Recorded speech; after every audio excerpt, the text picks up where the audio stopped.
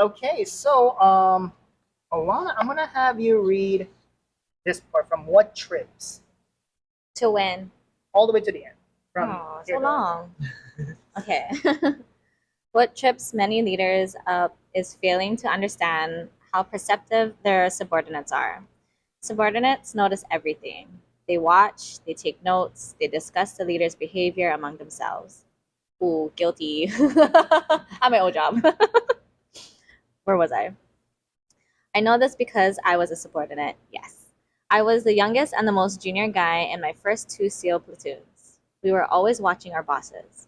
Because your subordinates are watching so closely, it also means they will notice if you cover things up. If you make a mistake, don't try to cover it up. Admit it, own it, explain what you will do to prevent it from happening again. Don't lie to them. They will see right through it. Yeah.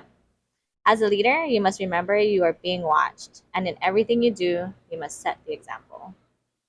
yeah.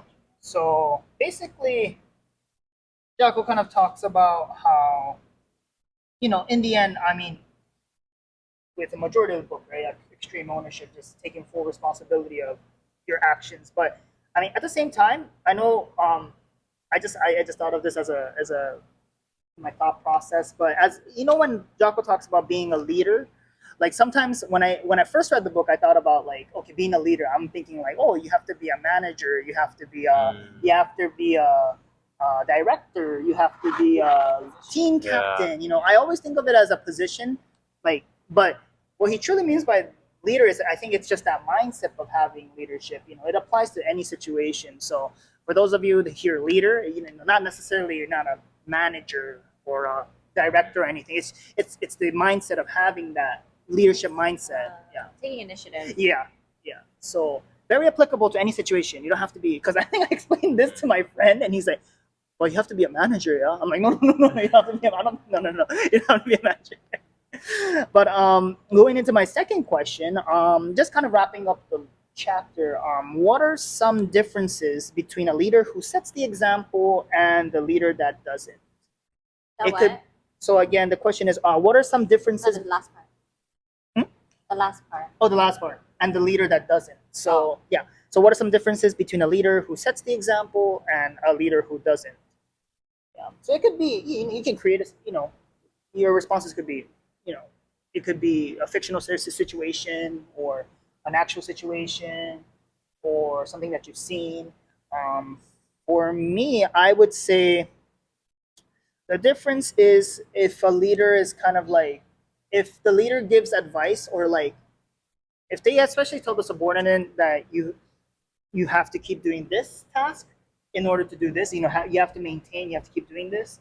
If the leader themselves are caught, like, I guess, not doing what they're told the subordinate to do, that's like, the subordinate remembers that. Remember that. For selfish reasons. Yeah, so I think as a leader, if you're giving advice or some kind of Delegation. delegation, it's important that you practice it yourself. So it's good to be mindful, and yeah, I would say mindful. When you're saying it, you make sure it's a core belief. Preach what you preach what you say. Yeah. But honestly, it's sometimes it's hard. We are human. We do sometimes go downhill.